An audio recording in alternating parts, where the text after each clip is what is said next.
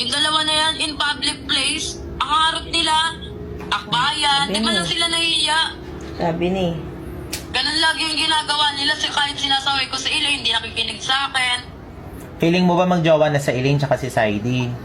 Pagjawa na po siguro yan, siguro tinatago lang po nila. Kasi wala na pong hindi yon, naliligaw pa lang pero ganun na magkalapit.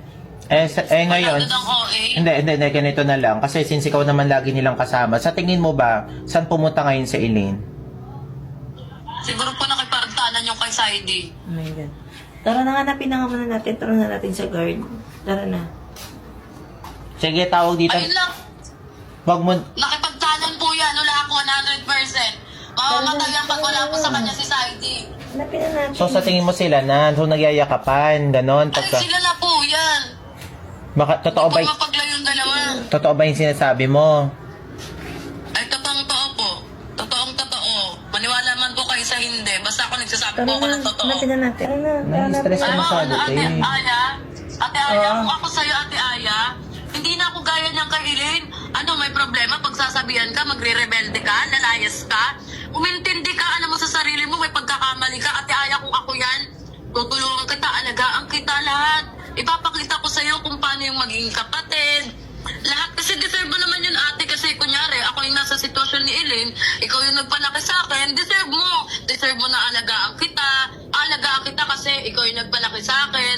Ayun yung ganti ko sa'yo. Sa kanya, ano yung ginagawa niya? Ganyan, magre-rebelde siya, tapos lalayas-layas siya. Ay, pamilya! Okay, dito natin malalaman kung sino yung kamukha natin. Mapa-artista man o ordinaryong tao. Tingnan natin kung sino. Okay, ready na kayo? Ready. Ako muna. Okay, ready na. Ay, si Bitoy! Sabi na si Bitoy eh. Ano si Bitoy? Ano sabi na si Okay, Bitoy? magulo. Hindi ako papayag. Ulitin natin. Okay, isa pa. Game na. Okay. Lota si Bitoy Hello. talaga. Hindi totoo yan. Hindi. Ulit, namali lang. Si Bitoy talaga. Okay. Tama na. Ako na. Siling na. O, sige, ikaw na. O, sige, ikaw na. Okay. Okay. A game, oh.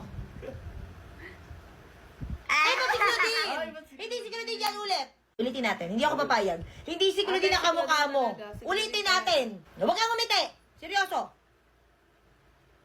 Bakit Claudine pa rin? Hindi ako Wala papayag. talaga si Claudine. Hindi ako papayag. Ulitin natin. Ako naman. Saan naman? Sige, Go. ikaw. Oh, again. Ayan na, oh. Wow! Ay, taran. Peter Ocampo ka ba? Ha? Parang hindi. Isa pa. Again. Oh! Wala na yan. Hindi totoo yan. Hindi, mali. Hindi yan yun. Mali yan. Naman ako naman. Sige, Naman, sige. naman. Ikaw, dito ka. Yan, Marion Rivera yan, ha? Okay.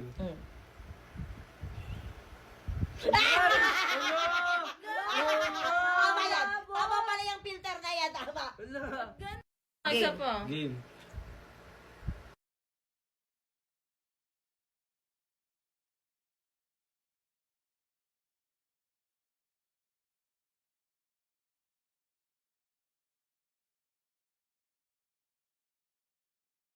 Sa wakas, dumating na rin yung pinaka-iintay-intay kong palaman. Lagi itong dumadaan sa FYP ko dito sa TikTok, kaya napabili na rin ako. At takam din talaga ako. Ay, nagda-diet ka, pwedeng-pwede to sa iyo mga kapatid. At meron nga pala tong dalawang available size, which is the 500 grams at itong 250 grams. Ayan, dalawa na yung binili ko. Tapos mga kapatid, sobrang pwedeng-pwede talaga to sa mga nagda-diet dyan kasi ito ay high in protein, all natural, gluten-free, keto-friendly, at plant-based na siya mga kapatid. Kaya pwedeng-pwede din to sa inyo.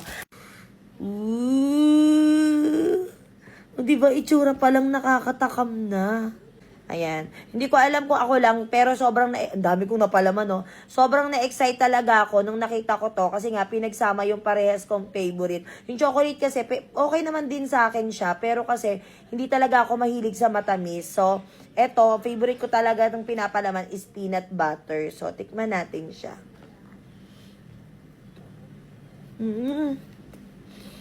Ang sarap. Lasang-lasa mo pa rin yung pagka-peanut butter niya. Hindi sa ganun katamis. Kaya pwede talaga siya sa mga nagda-diet, sa mga conscious dyan sa sa health nila. Adrian, tikman mo. Ano yun, te?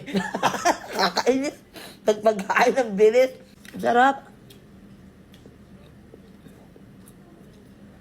Diba? Sarap na. Kung gusto nyo na rin ay try, promise, magugustuhan nyo rin to. Magugustuhan nyo rin to for sure. Ilalagay ko sa yellow basket. Pumunta ako ng palengke kanina at may lumapit sa akin na nadaanan ko. Sabi niya, ano daw yung ginagamit kong pabango? Sabi sa akin, siguro ma'am, ang mahal ng pabango na na ginagamit mo. Sabi ko, hindi po, Andrea's Secret lang po yung gamit kong perfume. Sabi ko gano'n. Sabi niya, ha, ano yung secret? Sige na, sabihin mo na. Sabi ko, hindi, Andrea's Secret talaga, yung name. Tapos sabi, ha, ba't secret pa? Sabihin mo na kasi ang bango-bango. Sabi ko, Andrea's Secret nga. Alam niyo mga kabatad, promise, isa to sa paborito ko ngayon at madalas kong ginagamit, di ba? Sa mga hindi nakakaalam, marami talaga akong ginagamit na pabango or marami akong collection ng pabango. Pero ito yung ginagamit ko recently, pangalawang bottle ko na to.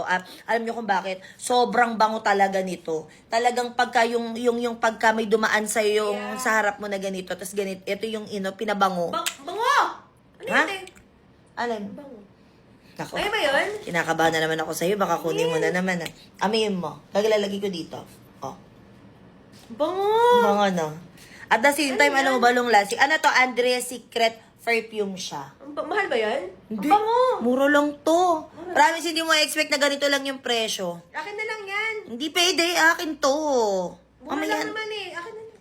Bumili ka na lang. Bango, amoy na amoy dun oh. Nga, ang bango nga, ayan. So, yung scent nito, hindi ko kasi ma-explain kasi, alam mo yun, parang kakaiba talaga siya sa lahat ng pabango na meron ako, ayan. So, parang ang top nito is wood pear, grape oil, tapos amoy jasmine din siya. Basta, pang ano siya, yung para bang kahit anong edad mo, pwedeng-pwede to sa'yo, mapa-adult man, mapa-teenager, ayan, pwedeng-pwede sa'yo to. Kaya kung naghahanap ka ng mura at the same time mabango at pang matagalan din talaga, ilalagay ko sa yellow basket, mag-check out ka na. So, naubusan na naman ako ng body wash, kaya nag-hoard na naman ako. Ayan, alam niyo ba, tuwa ako kasi meron na siyang kasamang body scrub. Ito yung pang scrub natin sa katawan. Ayan, no. By the way, 6 nga pala yung binili ko. Alam niyo ba mga kapatid, gustong-gusto ko talaga to. Alam niyo kung bakit? Bukod sa alam niyo naman yan, mahilig talaga ako sa mga scented na kahit na anong product. So, ito sobrang bango din talaga nito at alam nyo, sobrang light nito sa skin. Hindi siya katulad nung iba na alam mo yun, yung parang may mabigat yung texture. Ito hindi mga kapatid. At the same time, ito ay meron ng 500 ml sa isang ganito. So, alam nyo na rin to kasi madalas tong lumabas dito sa feed sa TikTok at papakita ko lang din sa inyo para ma-familiarize kayo. Ang bango nito mga kapatid, gustong-gusto ko talaga to. Actually, meron tong 3 set. Oo, 2 lang to before pero ngayon 3 na siya. So, si Reverse Paris, ito yung favorite ko talagang scent kasi ang bango talaga niya. Oh, talaga promise, sobrang bango niya. At the same time, sobrang light din talaga sa skin nito na pagka nilagay nyo or pagka ginamit nyo sa katawan nyo, talagang magiging, dito, mararamdaman nyo yung smoothness ng skin nyo. 2 scent lang yung binibili ko kasi ito talaga yung proven and tested ko na talaga sa bango. Tapos, ito naman yung Mountain Spring. So, mabango din to mga kapatid. Oh my God. Wala, bakit parang mas gusto ko na yung amoy nito. Oo, kasi recently ito talaga yung ginagamit ko, yung Reverse Paris, kasi bangong-bango din talaga ako. Do parehas silang mabango, uulitin ko mga kapatid. Alam niyo yan, mahilig talaga ako sa mga scented na product. So kung gusto mo ng mild at the same time mabango na body wash na hindi ka manghihinayang gamitin o ubusin ka agad kahit isang gamit lang na ganito kasi mura lang din, ilalagay ko sa yellow basket, mag-check out ka na. Dami kong nababasang negative comments about sa nilabas namin vlog sa YT, which is yung kinis niyan si Elaine sa noo. Para sa mga hindi pa nakakapanood, i-explain ko lang din sa inyo ng very live na nung time na yan, nasa night market kami, at the same time, naisipan namin maglaro ng truth or dare. So, hindi naman namin alam na ide-dare pala ni Cyrene, which is yung ati-atihan ni Yans, si Yans, na ikis si Elaine sa noo at mabilis lang din talaga yung pangyayari. So, ang dami ko nababasang negative comment na bakit daw hindi namin pinigilan, bakit daw hinayaan namin na ikinsiyan si Elaine. Kung mapapansin nyo ako, napanood nyo na yan, sobrang bilis ng pangyayari. As in, even kami hindi namin alam talaga at na-shock din talaga kami. Syempre, as a ate, kung halimbawa naman na hindi agad nangyari yun, hindi ko naman papayagan, di ba? Syempre, babae yung kapatid ko, si Saidi nga, di ba? Hindi namin pinapayagan. Nakis ni Saidi, si Iling minsan sa sa kamay nung nag-pageant sila. So, sa mga nagsasabi dyan na bakit hinayaan namin ni Yuki, na kami nakakatanda, bakit hinayaan namin kinis niyan si Elaine, well, uulitin ko, nag-truth order kami at biglaan lang yung pangyayari. At pag uwi naman namin sa bahay niya, nag-sorry naman din si Yans kasi kinausap ko siya, dapat ka ako hindi mo ginawa yon. Oo nga naman, dare nga naman sa kanya yon, pero nag-sorry naman din siya sa amin ni Yuki, sabi niya ginawa lang din niya kung ano inutos sa kanya, at okay naman na kami. Actually si Yans, malapit din talaga sa heart namin yan, at mabait din kasi yung batang yon. So sa mga nagagalit at sa mga naguguluhan dito sa ina-explain ko, panoorin nyo na kung gusto nyo panoorin, nasa YT account ko na yan ngayon na, at uulitin ko, hindi ko din ginusto yon, mabilis yung pangyayari, at the same time, wag din kayo magalit kay Yans kasi laro lang naman din yon.